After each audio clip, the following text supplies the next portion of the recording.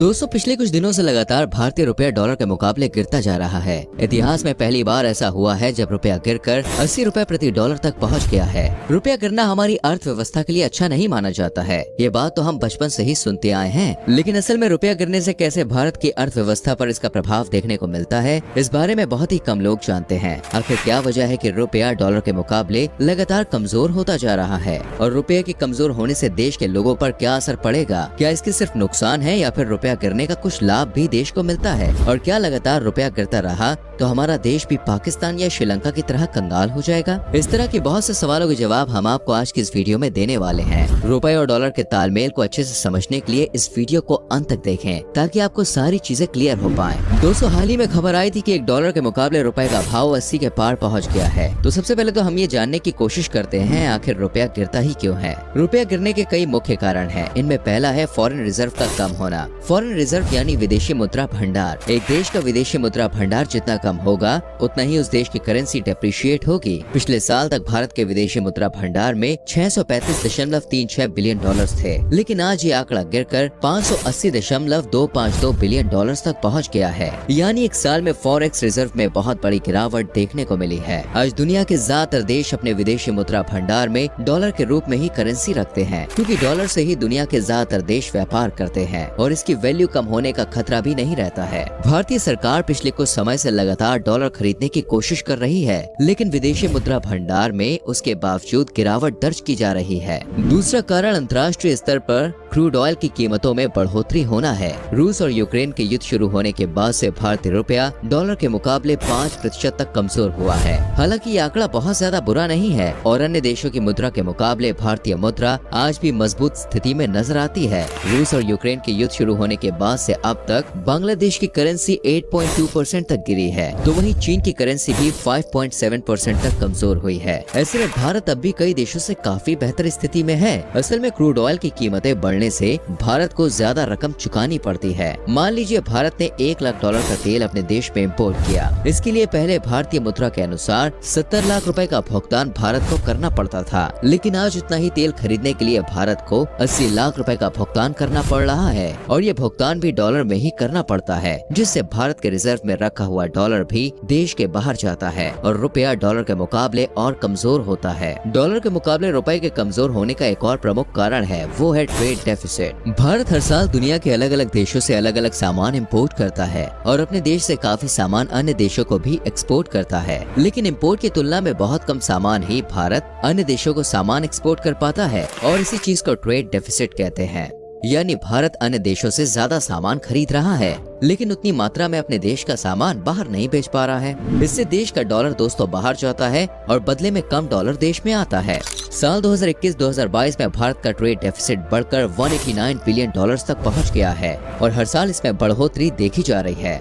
सिर्फ जून महीने की बात करें तो इस एक महीने में ही भारत को 26 बिलियन डॉलर्स का ट्रेड डेफिसिट का नुकसान हुआ है। कोरोना महामारी का असर पूरी दुनिया की अर्थव्यवस्था पर पड़ा है। ऐसे में जो भी बड़े बड़े इन्वेस्टर्स हैं, वो ऐसी जगह अपना पैसा इन्वेस्ट करने की सोचते हैं जहां उनका पैसा सेफ रहे। एक रिपोर्ट के अनुसार कोरोना महामारी से अब तक विदेशी इन्वेस्टर्स ने भारत के बाजार से 32 बिलियन डॉलर्स का इन्वेस्टमेंट वापस ले लिया है और ये सारा पैसा इन्वेस्टर्स अब अमेरिका में ही इन्वेस्ट कर रहे हैं। ऐसा इसलिए क्योंकि एक इन्वेस्टर की नजर से देखा जाए तो अमेरिका की इकोनॉमी और करेंसी भारत के मुकाबले काफी ज्यादा स्टेबल नजर आती है।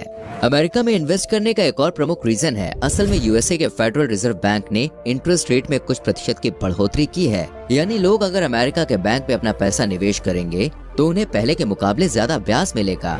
इससे अमेरिका के बैंक में ज्यादा पैसा इकट्ठा हो रहा है और फेडरल रिजर्व के पास बहुत ज्यादा मात्रा में डॉलर्स भी पहुंच रहे हैं। और ये बात हम पहले ही बता चुके हैं कि जिस देश के पास जितना ज्यादा डॉलर होगा उसकी करेंसी उतनी ही ज्यादा मजबूत होगी। हालांकि ब्याज दर में बढ़ोतरी से अमेरिका में इन्फ्लेशन भी बढ़ रहा है और वहां पर इन्फ्लेशन रेट 9.1% तक पहुंच गया है, जो एक विकसित देश के लिए बहुत ज्यादा है।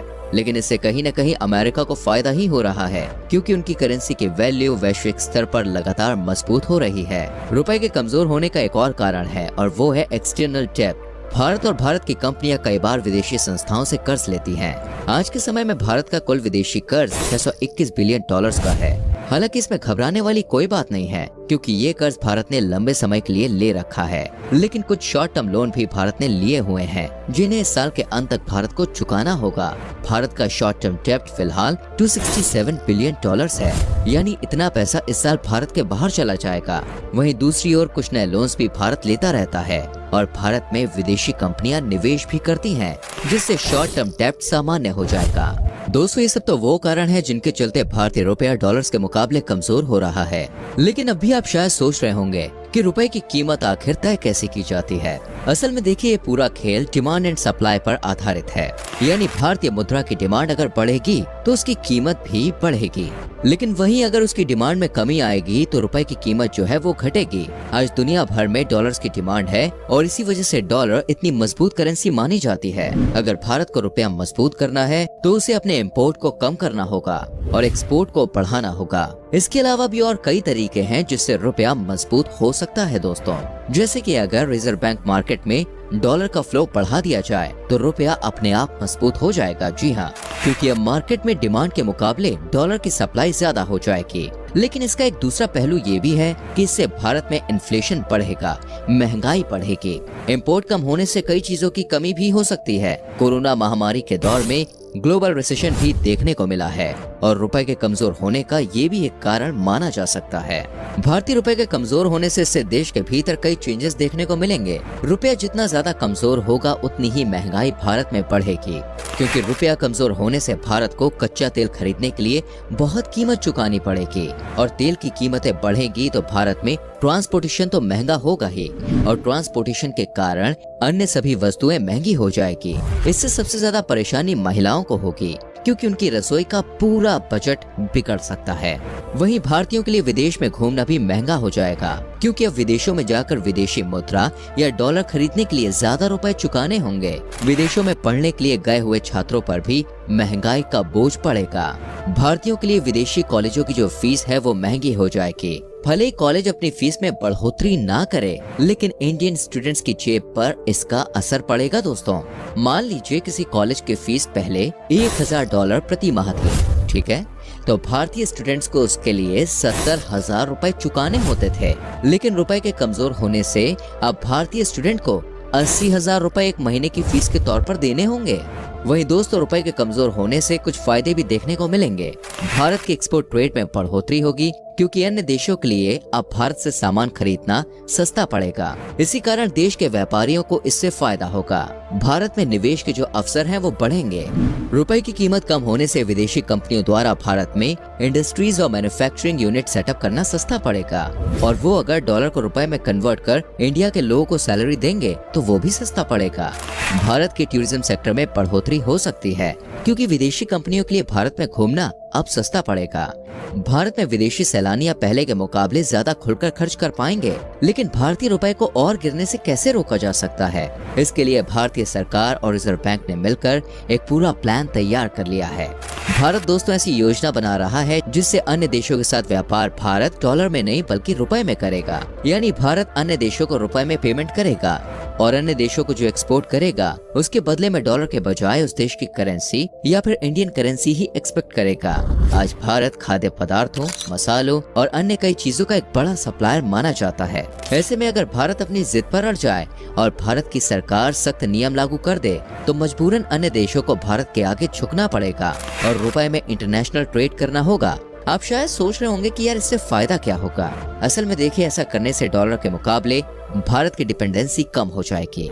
दोस्तों, हाल ही में रूस ने भी इसी टेक्निक से अपनी करेंसी मजबूत की है। रूस ने सभी यूरोपीय देशों से कह दिया है कि अगर उन्हें तेल चाहिए तो व्यापार रूस की मुद्रा रूबल में ही होगा। दरअसल इस साल मार्च 2022 की शुरुआत को रूबल की करेंसी डॉलर के मुकाबले काफी कमजोर हो गई थी, लेकिन 4 महीने के भीतर ही रूस ने अपनी करेंसी 60% तक स्ट्रॉन्ग कर ली है। आज एक डॉलर की कीमत 57.22 रूबल के बराबर हो गई है और ऐसा सिर्फ रूस के सख्त रवैये के कारण ही हो पाया है। रूस ने डॉलर में व्यापार करना लगभग पूरी तरह से बंद कर दिया है। इसी तरह अगर भारत भी डॉलर पर अपनी निर्भरता कम कर दे तो रुपया फिर से दोस्तों मजबूत हो सकता है। फिलहाल तो एक डॉलर की कीमत 80 रुपए तक पहुंच गई है। और कई बड़े बड़े इकोनॉमिस्ट का कहना है कि जल्द ही रुपया डॉलर के मुकाबले 81 रुपए तक गिर सकता है। वहीं इस बात की भी आशंका जताई जा रही है कि अगले 5 सालों में या साल 2030 तक $1 का भाव 100 रुपए के पार हो जाएगा। लेकिन क्या इससे भारत गरीब हो जाएगा? जी नहीं, ऐसा बिल्कुल नहीं है। किसी भी देश की मुद्रा डेप्रिशिएट होने से वो देश गरीब नहीं हो जाता है। उदाहरण के तौर पर पश्चिमी अफ्रीका में स्थित देश मॉरिटानिया की करेंसी आज भारत से मजबूत स्थिति में नजर आती है। मॉरिटानिया की करेंसी ओविया है और एक ओविया की कीमत 2.19 भारतीय रुपए के बराबर है। लेकिन ये देश दुनिया के सबसे गरीब देशों में गिना जाता है। वहीं दुनिया की तीसरी सबसे बड़ी अर्थव्यवस्था जापान की मुद्रा भारत से भी कमजोर है। जापान की करेंसी दोस्तों येन है और एक भारतीय रुपया 1.72 येन के बराबर है। वहीं अगर डॉलर से येन की तुलना की जाए तो $1 137.60 येन के बराबर है दोस्तों। लेकिन इसका मतलब ये नहीं है कि जापान कोई गरीब देश है। ऐसे में एक बात तो साफ है कि किसी देश के अमीर या गरीब होने से मुद्रा पर बहुत ज्यादा प्रभाव नहीं पड़ता। हाँ, महंगाई, इंपोर्ट, एक्सपोर्ट और अन्य चीजों पर इसका सीधा असर जरूर देखने को मिल जाता है। तो दोस्तों, अब आप समझ गए होंगे आखिर क्यों इंटरनेशनल मार्केट में भारतीय रुपया डॉलर के मुकाबले लगातार कमजोर होता जा रहा है और इसका क्या असर भारत की अर्थव्यवस्था और देश के लोगों पर पड़ रहा है। उम्मीद करते हैं कि ये वीडियो आपको पसंद आई होगी। अगर हाँ, तो वीडियो को अपने दोस्तों और रिश्तेदारों के संग शेयर करना ना भूलें।